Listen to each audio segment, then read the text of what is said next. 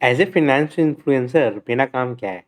मेरा काम ये है कि आप लोगों को मोटिवेट करते रहना कि देखिए मार्केट में इन्वेस्टिंग बहुत अच्छी चीज़ होती है। और अगर इन्वेस्टिंग के लिए कुछ अच्छी चीज़ मुझे लगे कि हाँ अभी टाइम सही चल रहा है या फिर अभी इन्वेस्ट किया जा सकता है, तो मैं इंकरेज करूँ लोगों को कि देखिए टाइम यही सही रहता है।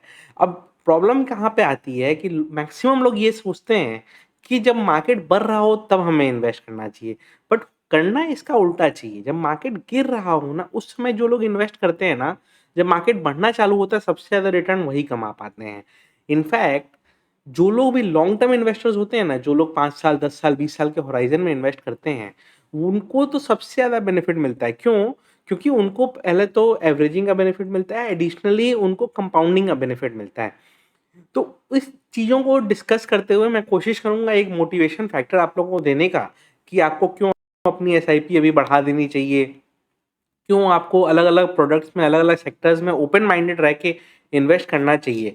क्यों? क्योंकि अपॉर्च्युनिटीज़ बहुत जगह मिलेंगी आपको, अच्छे-अच्छे अपॉर्च्युनिटीज़ भी मिलेंगे।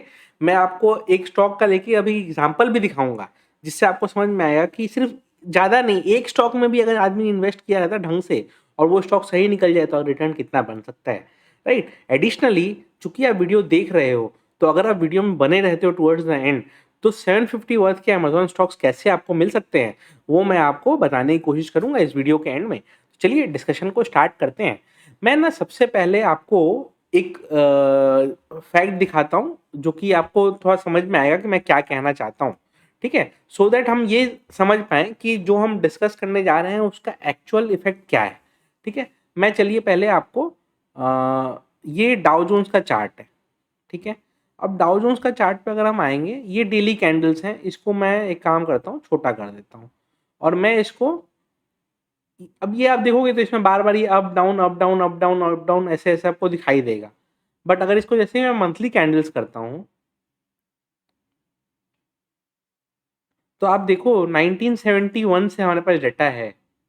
ये ग्राफ किस तरह से ऊपर गए हैं, राइट? तो ये तो क्लियर है कि मार्केट्स बने हैं ऊपर जाने के लिए ही, ठीक है? अगर आप नोटिस करोगे तो जैसे मान लीजिए 2008 के समय का इकोनॉमिक क्राइसिस आया, उस समय मार्केट थोड़ा डिक्लाइन किया। फिर मार्केट ऊपर गया, कोविड के समय क्रैश आया, फिर मार्केट ऊपर निकला। फिर अभी रशिया यूक्रेन वॉर और यूएस इकोनॉमी स्लोडाउन वगैरह के कारण थोड़ा नीचे आया है, बट फिर मार्केट ऊपर ही जाना है। ये साइकिल्स चलते रहेंगे, आपको नीचे मार्केट आएगा, फिर ऊपर जाएगा, फिर नीचे आएगा, फिर ऊपर आएगा। इवेंचुअली मार्केट ऊपर जाने के लिए ही बना है। ये तो हो गया डाउ जोन्स का बात। अब हम अपने निफ्टी में आते हैं। अगर हम सिमिलर कंडीशन में निफ्टी का देखेंगे, तो डाउ जोन्स में तो फिर भी आपको गिरावट दिखेगी। आपको हमारे निफ्टी में गिरावट दिख रही है क्या? येस, 2009 वाले क्राइसिस में हम भी गिरे थोड़ा-सा। डिमोनेटाइजेशन 2016 का जब हुआ थोड़ा-सा हम गिरे।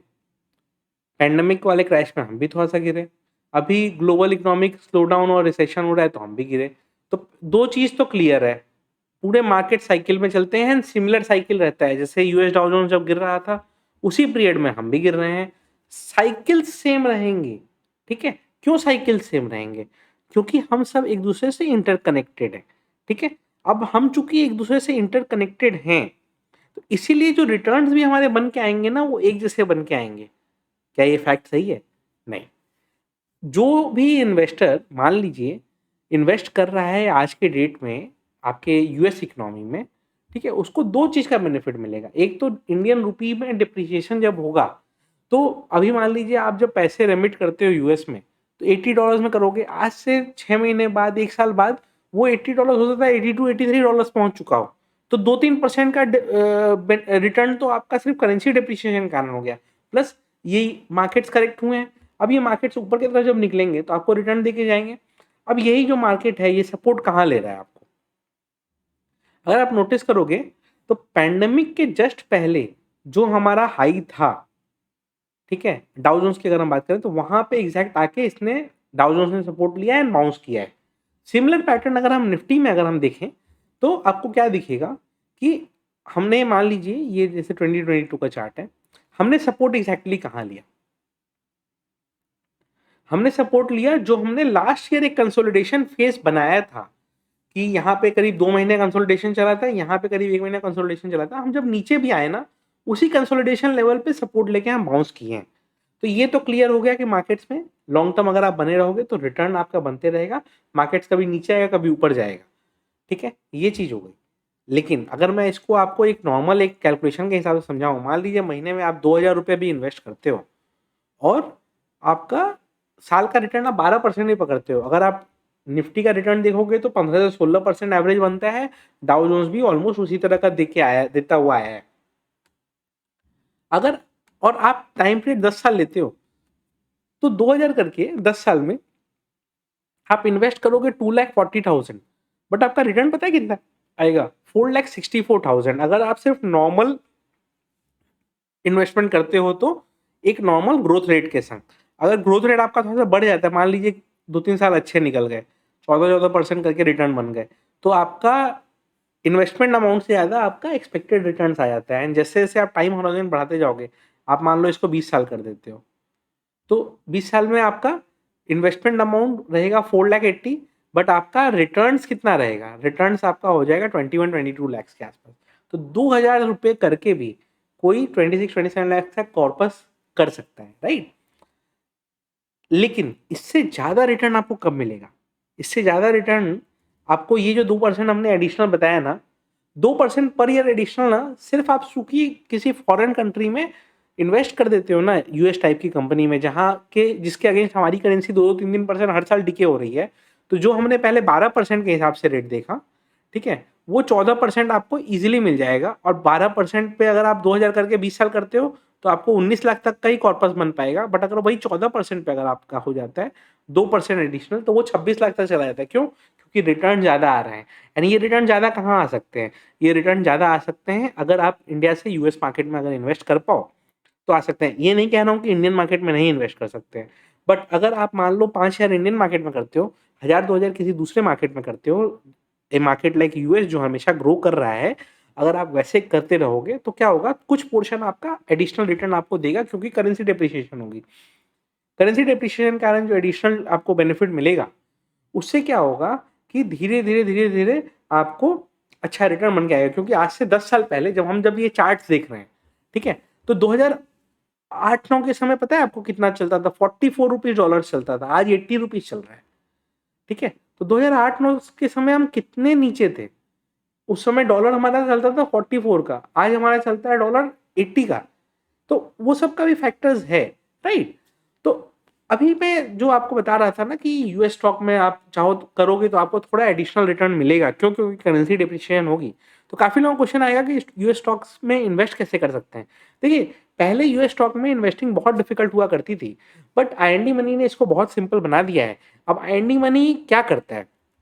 देखिए, आईएनडी मनी एक leading US stock investing platform है, जहाँ पे ऑलरेडी 4 मिलियन इंडियंस इन्वेस्ट कर रहे हैं, जिसमें मैं भी एक यूजर हूँ। एंड इन्होंने ने क्या करके रखा है इतना सिंप्लीफाइड कि कमीशन और ब्रोकरेज ये लेते नहीं है, ठीक है? एक्सचेंज रेट ये बेस्ट प्रोवाइड करते हैं, अपने इन्वेस्टर्स को ये फ्रैक्शनल इन्वेस्टिंग का भी बेनिफिट देते हैं। तो मान लीजिए कोई कहेगा कि भाई मेरे को गूगल का शेयर लेना है। अब एक गूगल का शेयर आज के डेट में आपको रफली पड़ेगा करीब 1,80,000 के आसपास, मतलब ऑलमोस्ट समझ लीजिए $2,500 के आसपास है। तो उतना आपका 1,80,000 1,90,000 आपका प्राइस आ जाएगा। उतना पैसा अगर आपको संग में एक से इन्वेस्ट भी नहीं करना है ना, तो आईएनडी मनी ने क्या किया है, एक नया फीचर उन्होंने लाया है जिसमें आप एसआईपी भी कर सकते हो। तो आपको क्या करना रहेगा कि आप 500 रुपए की 600 रुपए की एसआईपी भी कर सकते हो। आप 500 रुपए की एसआईपी आपने कर दी, आप वीकली लेवल पे कर दो, आप मंथली लेवल पे कर दो, और एसआईपी आप अपना यूएस स्टॉक में स्टार्ट कर दो। तो क्या होगा कि आपने 500 रुपए भी इन्वेस्ट करने का डिसाइड किया मंथली, तो आप वो भी कर पाओगे। फ्रैक्शनल इन्वेस्टिंग यूएस में अलाउड है, बहुत अच्छी चीज़ है। अभी मैं आपको ना रिटर्न वाइज अगर गूगल का दिखाऊं, तो 5 साल पहले ये स्टॉक की वैल्यू 62,000 थी, फिर 3 साल पहले 78,000 थी, आज 1,82,000 रुपीज़ है इसकी वैल्यू। किसी ने 10,000 रुपये पर मंथ अगर 3 साल पहले इन्वेस्ट करना चालू किया होता गूगल में, तो आज उसका वैल्यू कॉर्पस हो गया होता 3,60,000, उसने किया होता है 3 साल में 6,11,000 हो गया होता उसका। उसी जगह पे अगर किसी ने 5 साल पहले इन्वेस्ट किया करना स्टार्ट किया होता, तो उसने 5 साल में 10-10 हज़ार करके 6 लाख तक का कॉर्पस इन्वेस्ट किया होता। आज उसकी वैल्यू 11,63,000 हो चुकी है। तो आप ये समझो कि धीरे-धीरे जैसे-जैसे आप इन्वेस्टिंग करते जाते हो, तो आपको फ़ायदा मिलता जाता है। तो डिस्क्रिप्शन में दिए गए लिंक से आप एंडी मनी ऐप को डाउनलोड करिए एंड जब आप first time US stock account को अपने फंड करेंगे ना, तो आपको 750 वर्थ के अमेज़न स्टॉक्स आपको गिफ्ट में मिलेंगे, तो उसको आप यूज़ भी कर पाओगे। तो डिस्क्रिप्शन में दिए गए लिंक से एंडी मनी ऐप को डाउनलोड करिए एंड जैसे ही आप यूएस अकाउंट को फर्स्ट टाइम फंड करें, आपको 750 वर्थ के यूएस स्टॉक्स आपको एज़ ए रिवॉर्ड मिलेंगे।